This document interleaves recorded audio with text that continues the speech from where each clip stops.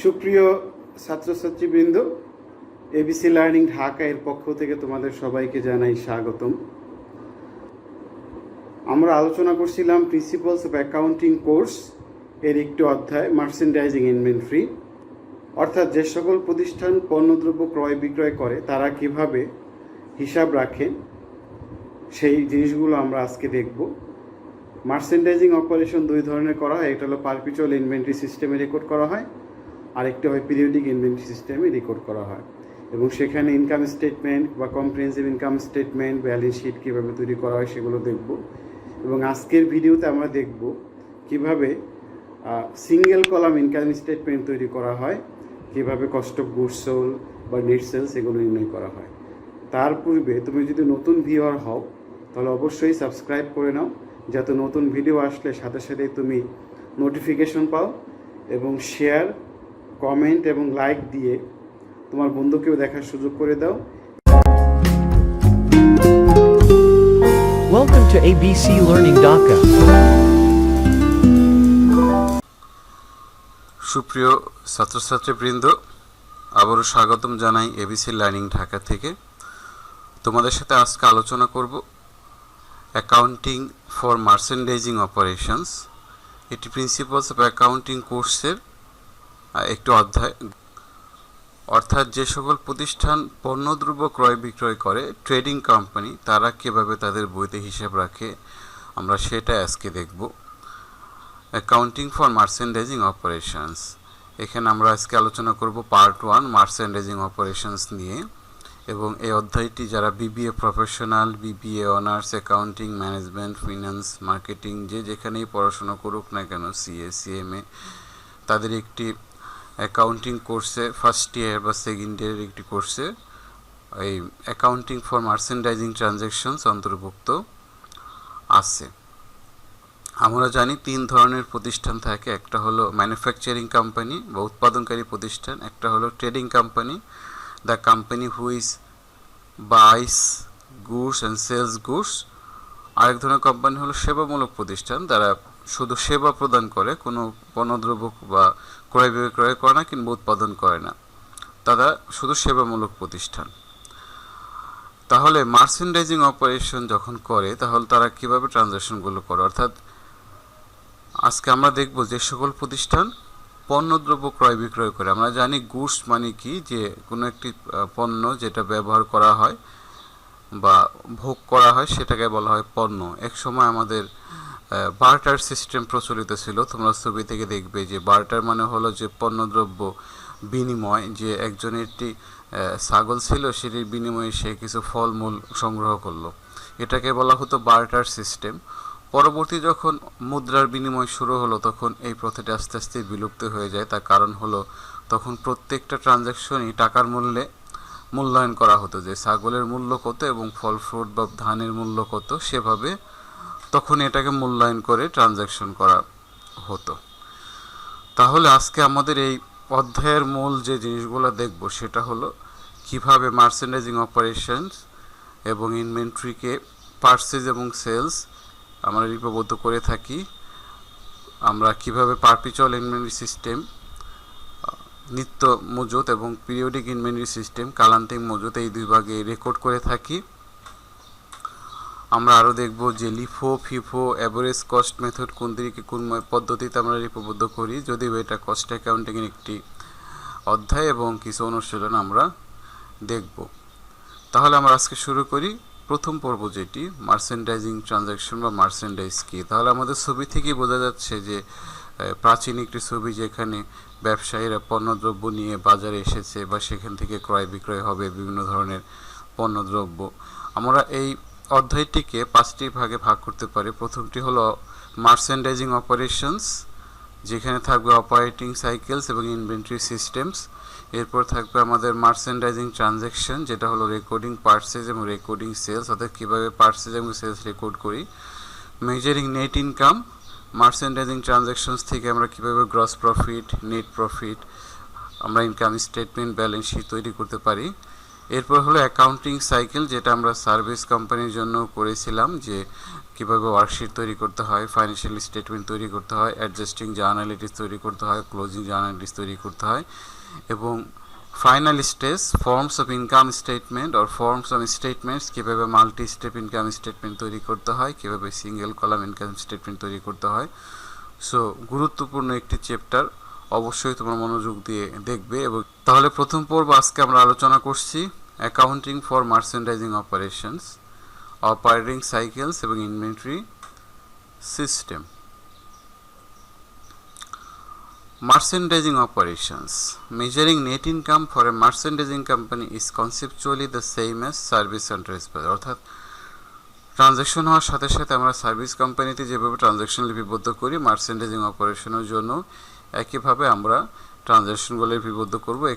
এখান থেকেও প্রফিট অথবা লস, দিনের শেষে কত, সেটাকে আমরা এখানে লিপিবদ্ধ করব। এখানে আমরা মার্চেন্ডাইজকে দুই ভাগে ভাগ করতে পারি। একটা হলো the cost of goods sold, বিক্রিত পণ্যের ব্যয় কীভাবে বের করব, এবং অপারেটিং এক্সপেন্সকে কীভাবে বের করব। কস্ট অফ গুডস সোল্ড আমরা কীভাবে ক্যালকুলেট করব? The cost of goods sold is the total cost of merchandise, অর্থাৎ যে পণ্যটা ক্রয় করছি তার মোট খরচকে আমরা বলি কস্ট অফ গুডস সোল্ড। এখানে আমাদের যেমন হতে পারে, আমাদের কস্ট হলো 300 টাকা আর সেলস প্রাইস 400 টাকা, তাহলে আমাদের কস্ট অফ গুডস সোল্ড থেকে, সেলস প্রাইস থেকে কস্ট অফ গুডস সোল্ড যদি বাদ দিই তাহলে সেটা পাই আমাদের গ্রস প্রফিট বা গ্রস মার্জিনও বলা হয় অনেক ক্ষেত্রে। এরপর আমাদের অপারেটিং এক্সপেন্সেস, সেটা বলে আমরা selling expenses, distribution expenses, insurance expense, অর্থাৎ অপারেট করতে গিয়ে যে খরচগুলো হয় সেটাকে বলা হচ্ছে অপারেটিং এক্সপেন্স। তাহলে আমরা ইনকাম স্টেটমেন্টে যদি সংক্ষেপে দেখি তাহলে কীরকম হতে পারে? সেলস ধরো 1000 টাকা, কস্ট অফ গুডস সোল্ড, বিক্রিত পণ্যের ব্যয় 600 টাকা, তাহলে গ্রস প্রফিট 400 টাকা।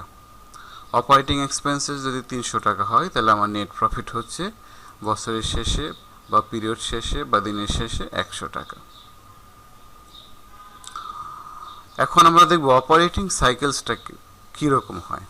While measuring income from a merchandising company is conceptually the same as a service company, তারপরেও একটু লিটল ডিফার করে। তাহলে সার্ভিস কোম্পানির জন্য যদি আমরা দেখি তাহলে পারফর্ম সার্ভিসেস সেখান থেকে যদি বাকিতে হয় অ্যাকাউন্টস রিসিভেবল সৃষ্টি হবে, এবং অ্যাকাউন্টস রিসিভেবল যখন আমরা পেয়ে যাব তখন হবে রিসিভস ক্যাশ। তাহলে perform services, accounts receivable, receive cash, perform services, accounts receivable, receives cash, এভাবে গুণায়মান করবে। আর আমরা যখন মার্চেন্ডাইজিংয়ের বেলায় দেখব তাহলে কি সেল ইনভেন্টরি, মার্চেন্ডাইজিং ইনভেন্টরি আমার বিক্রি হয়ে যাচ্ছে, সেখান থেকে আমার কী হবে? Accounts receivable, receive cash. তাহলে আমরা কী করি? পণ্যদ্রব্য ক্রয় করি, সেটাকে বিক্রি করি, বিক্রি করার মাধ্যমে আমাদের মার্চেন্ডাইজ কমে যায়, অ্যাকাউন্টস রিসিভেবল বেড়ে যাবে, সেখান থেকে আমাদের টাকা আসবে, ক্যাশ বৃদ্ধি পাবে। এই দুইটাই হলো আমাদের দুইটা পদ্ধতি অপারেটিং সিস্টেম, যেটা আমরা এক নজরে যদি দেখতে চাই। অ্যাকাউন্টস রিসিভেবল দুইটা খিটিকি থাকবে, শুধু এখানে সার্ভিসের জায়গায় হয়ে যাচ্ছে মার্চেন্ডাইজিং ইনভেন্টরি। এখন আমরা যদি দেখি ইনভেন্টরিটা আমরা মেইনলি আমরা আজকাল আলোচনা করব মার্চেন্ডাইজিং ইনভেন্টরি, এবং ইনভেন্টরিকে আমরা দুইটা পদ্ধতিতে রেকর্ড করে থাকি।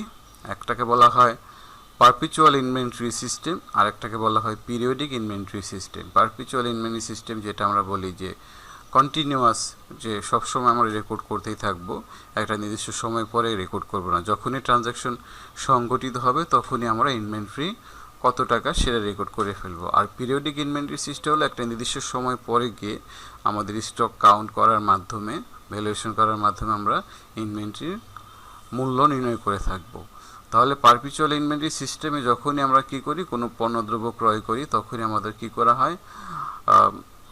Cost of goods sold by merchandising inventory record করা হয়। তাহলে আমরা যদি লিখি in a perpetual inventory system detail records of the cost of each inventory purchased and sales are maintained continuously show the inventory that should be on hand every item, অর্থাৎ প্রত্যেকটি ট্রানজাকশনের সাথে সাথেই কত টাকা আমার ইনভেন্টরি হাতে আছে সেটা আমার রেকর্ড হয়ে যাবে। এটার জন্য আমাকে 1 বছর বা 6 মাস বা 15 দিন আমাদের বসে থাকতে হবে না।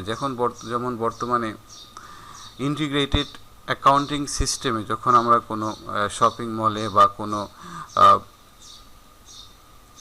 ওয়ান স্টপ সার্ভিস বা যেটা আমরা বলি যে ধরো এখানে আমাদের যে অ্যাগোরা বা প্রিন্স বা বিভিন্ন যে আমাদের আউটলেটগুলো আছে সেখানে যে সফটওয়্যার আছে সফটওয়্যারের সাথে সাথে সেলস রেকর্ড করার সাথে সাথে তাদের ইনভেন্টরি কতগুলো আছে কতগুলো আইটেম রয়ে গেছে সেগুলোর সাথে সাথে আমাদের কি হয়ে যায় রেকর্ড হয়ে যায়। এটা হলো পারপিচুয়াল ইনভেন্টরি সিস্টেম। তাহলে দিনের শেষে আবার আলাদা করে কাউন্ট করার দরকার নেই, যেমন কতগুলো আমার ইনভেন্টরি হাতে আছে। আমার যদি সিস্টেমে যাই তাহলে সিস্টেমে যদি দেখা হয় তাহলে আমরা বের হয়ে যাবে কতগুলো মজুদ আমাদের হাতে রয়ে গেছে।